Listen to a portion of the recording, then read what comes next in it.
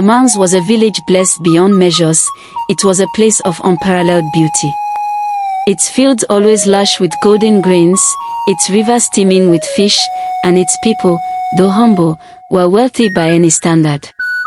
All this abundance was not by mere luck, but by the grace of Ijeawele, the deity who protected the village. Ijeawele was no ordinary deity. She was the goddess of wealth, protection, and vengeance. In Amanze, every crop planted grew bountiful, every tree bore fruits in abundance, and every river brimmed with life because of her favor. From the earliest days of the village, the people had known that their prosperity came from their unwavering devotion to her. Yet, this devotion came with a price. For every child born in Amanze, there was a ritual, an offering of dedication to Ijeawele. The child was to be presented at her shrine, and only then would the deity bless and protect the newborn for life. But this ritual was not without danger. The shrine of Ijeawele was sacred ground.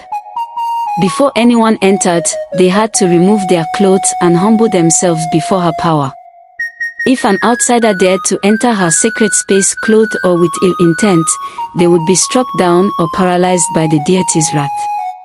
Ijeawele did not tolerate disrespect. This fearsome reputation spread beyond Amanze, and the nearby villages trembled at the thought of crossing paths with them. Stories of the deity's protection and vengeance were told around evening fires in far-off lands. It was said that no one dared wage war against Amanze, for any army that tried was met with the full force of Ijeawele's wrath. The village always emerged victorious, and their enemies rarely lived to tell the tale. Among the villagers, there was a young girl named Zimuzo. She was the pride of Amanze, known not only for her striking beauty but also for her intelligence and good nature. Zimuzo was a humble girl, respectful to her elders and loved by everyone in the village. She had a thirst for knowledge that made her stand out, and this desire for learning had taken her far beyond the boundaries of the village. Zimuzo had recently been admitted to one of the most prestigious universities in the land. It was an honor for both her and her village, and the king of Amanze himself had placed her on a royal scholarship. Her brilliance had earned her this rare opportunity, and the entire village celebrated her success. Before she left for the university, her mother, Nena, called her aside. "Zimuzo, my daughter, you have made us all proud. But before you leave, there is one thing you must do," her mother said, her voice tinged with both pride and concern. Zimuzo nodded, listening intently. "You must go to the shrine of Ijeawele. Ask for her protection as you leave our village. You know that she is the one who watches over us all. Tell her of your journey and ask for her guidance." Zimuzo had always respected the customs of her village. She understood the power of Ijeawele and had seen firsthand how the deity had protected Amanze through the years. Early the next morning, before the sun had fully risen, she made her way to the shrine. Following tradition, she removed her clothes before entering the sacred space. Kneeling before the ancient altar, she prayed to Ijeawele. "Ijeawele, goddess of wealth, protection, and vengeance," Zimuzo whispered, "I come before you as your servant. I am leaving for the university, and I ask that you protect and guide me as you have always done for those of our village. Keep me safe and bring me back to my people in peace." The wind stirred gently as if in response, and Zimuzo felt a warmth settle over her. She believed Ijeawele had heard her prayer. With a heart full of hope and gratitude, she left the shrine and prepared for her journey. University life was everything Zimuzo had hoped for. She excelled in her studies and quickly made friends. Her intelligence and kind spirit drew people to her, and she became well-liked among her classmates. Among her new friends was a girl named Adaora. Adaora was outgoing, full of energy, and had a knack for drawing others into her world. The two girls became fast friends, sharing stories about their homes and their love for their cultures. One day, Adaora invited Zimuzo and a group of friends to her father's coronation. Adaora's father was to be crowned as the chief of their village, Okporo, and it was to be a grand event. Adaora insisted that it would be a wonderful cultural experience, especially since they were studying culture and art. "It's just a day's journey," she said, "and we'll be back before you know it." Zimuzo hesitated. Something about the invitation made her feel uneasy, though she couldn't quite put her finger on it. But Adaora was persistent, and eventually, Zimuzo agreed to go. Before leaving, Zimuzo did something that she always did before embarking on any significant journey: she prayed. She removed her clothes in her room and knelt down, calling upon Ijeawele to protect her once again. She asked for the goddess's guidance, knowing that she was venturing beyond the safety of Amanze. On the day of the coronation, 12 students, including Zimuzo, boarded the bus Adaora had arranged.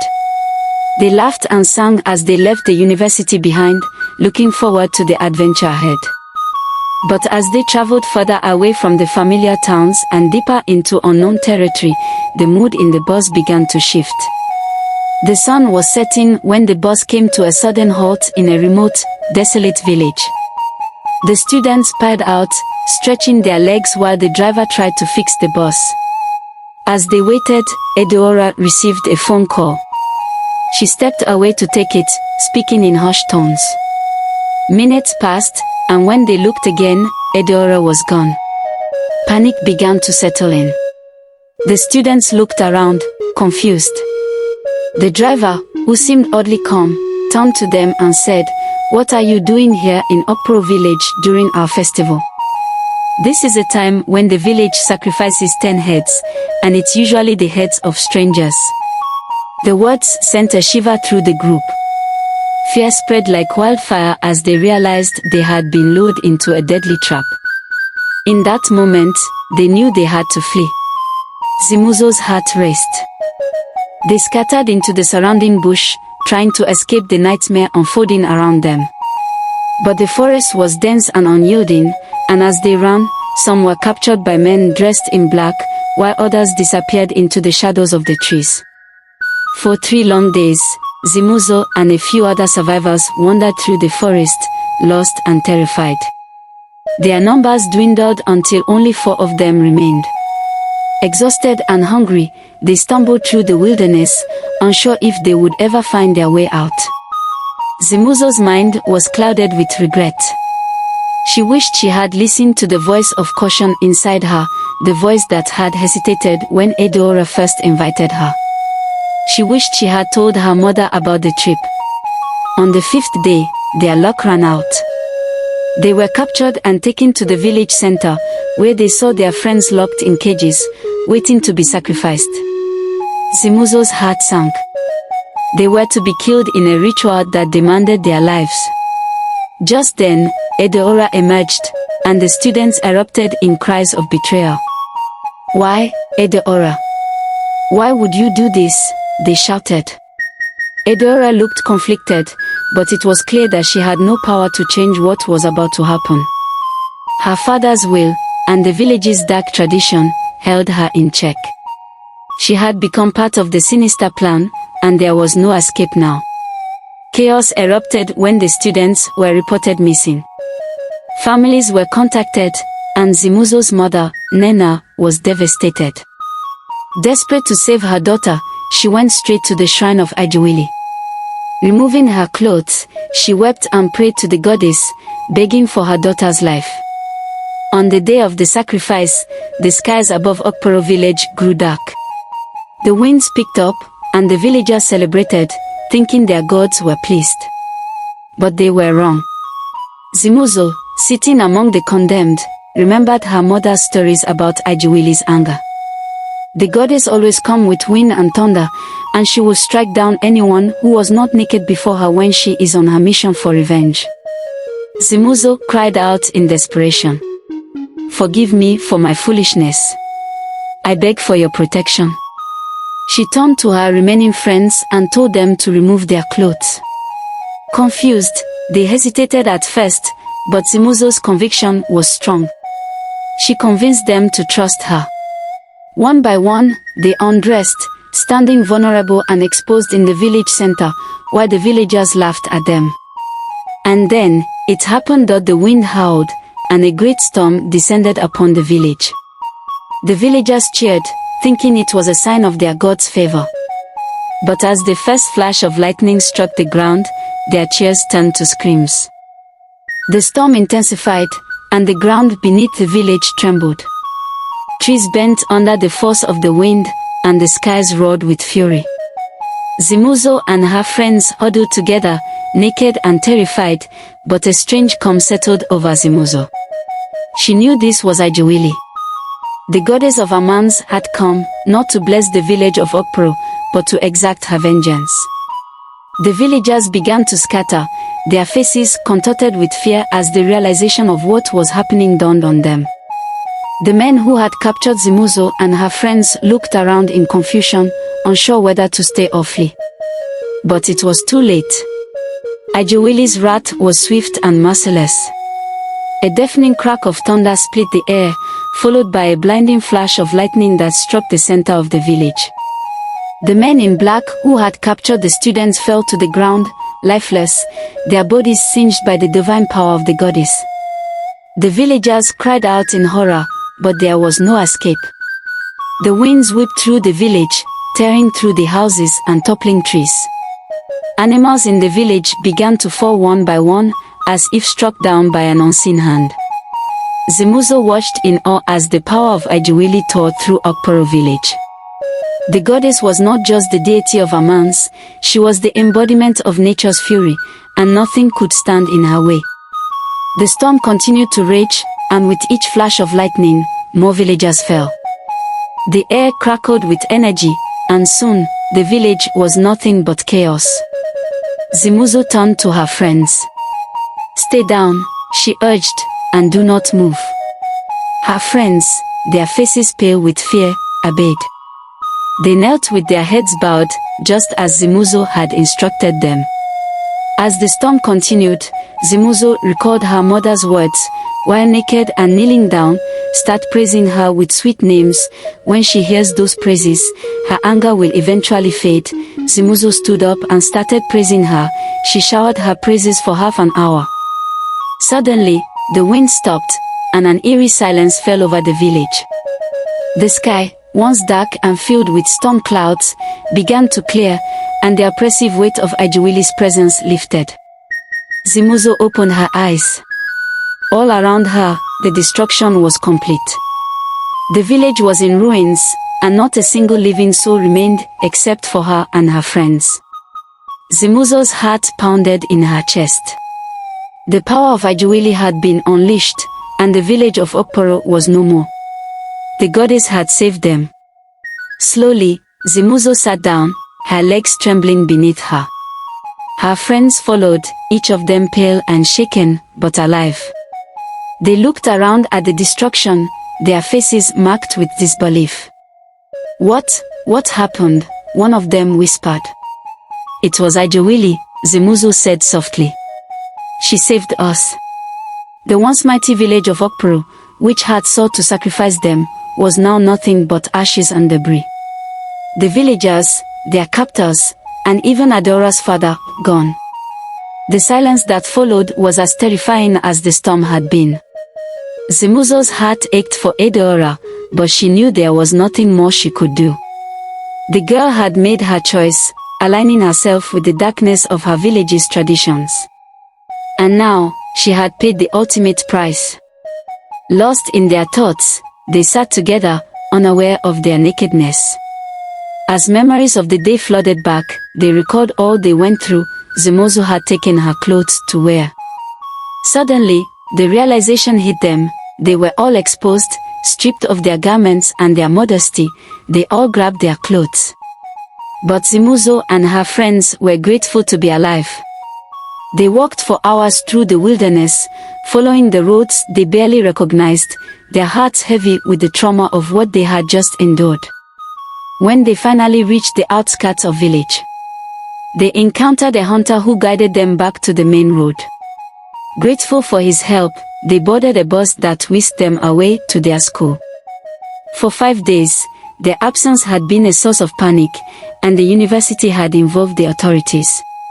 When Zimuzo and her companions appeared at the school gates, disheveled and exhausted, a wave of relief washed over everyone. The Vice-Chancellor, Professor Ognonna, greeted them with a warm smile, relief washing over his face. He expressed his gratitude to the driver, thanking him for ensuring their safe return and promptly handed him a payment. Immediately took them aside. "Where have you been?" he demanded, though his tone was laced with concern rather than anger. Zimuzo and her friends told their story. They told them about Ijeawele's wrath and the destruction of the village. They spoke of the betrayal, the capture. Professor Peter listened in silence, his brow furrowed in thought. When they finished, he shook his head slowly. It was reckless to leave without informing the school. From now on, no student is allowed to travel without permission. This is a strict rule, and it will be enforced. The students nodded in agreement, still too shaken to argue. Back in the village of Amanze, Zimuzo's mother, Nena, had spent every waking hour praying at the shrine of Ijeawele. When she heard the news that her daughter had returned safely, she fell to her knees in gratitude. Without wasting time, she gathered offerings, goat, fowl, and made her way to the shrine to give thanks. Zimuzo, after resting for a few days, returned home to a hero's welcome. The village elders praised her bravery, and the villagers celebrated her return. But Zimuzo remained humble. She knew that her survival was not because of her courage alone, but because of Ijeawele's protection. Her mother took her to the shrine, where they both knelt before the deity, offering their thanks. The wind stirred gently as if acknowledging their prayers, and once again, Zimuzo felt the presence of the goddess. As the days passed, life in Amanze returned to normal. The villagers continued to honor Ijeawele, making regular offerings at her shrine, ensuring that her favor remained upon them. They knew the power of their deity, both her generosity and her wrath, and they were careful never to take her protection for granted. Zimuzo returned to the university to complete her studies, but she never forgot the lessons she had learned during her ordeal. She remained cautious, always listening to the voice of her ancestors and the wisdom of her village's customs. And though she continued to excel academically, she knew that no amount of knowledge could ever replace the deep connection she had with her village and its ancient protector, Ijeawele. The story of Zimuzo and the wrath of Ijeawele would be told for generations in Amanze. It became a tale of caution, a reminder of the power of the gods and the importance of respect. For Ijeawele, the deity that must be served while naked, was not just a guardian but also a force of nature, capable of both blessing and destruction.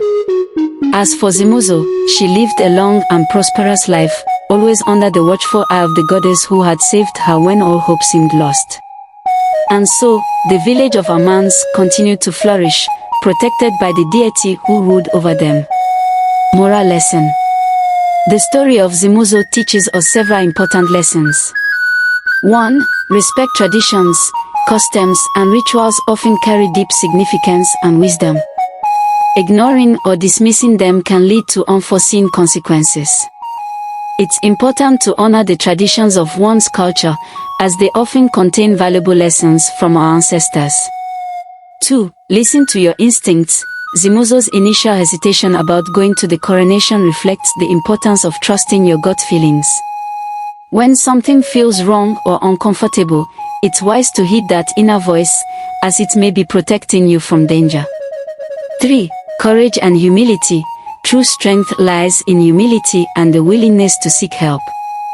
Zimuzo's prayers to Ijeawele demonstrated her recognition of a higher power and her understanding that sometimes we must rely on forces greater than ourselves to overcome challenges. 4. The power of gratitude. Expressing gratitude for protection and blessings strengthens our connection to the world around us. Zimuzo's dedication to Ijeawele upon her return emphasizes the importance of acknowledging and appreciating the help we receive, whether from people or from the divine. 5. The consequences of betrayal. Adaora's choice to align with the traditions of her village over her friendship with Zimuzo resulted in tragic consequences. This serves as a reminder that betrayal can lead to dire outcomes, not only for those who are betrayed but also for the betrayer. Overall, the story highlights the importance of community, respect for cultural practices, and the power of faith in overcoming adversity.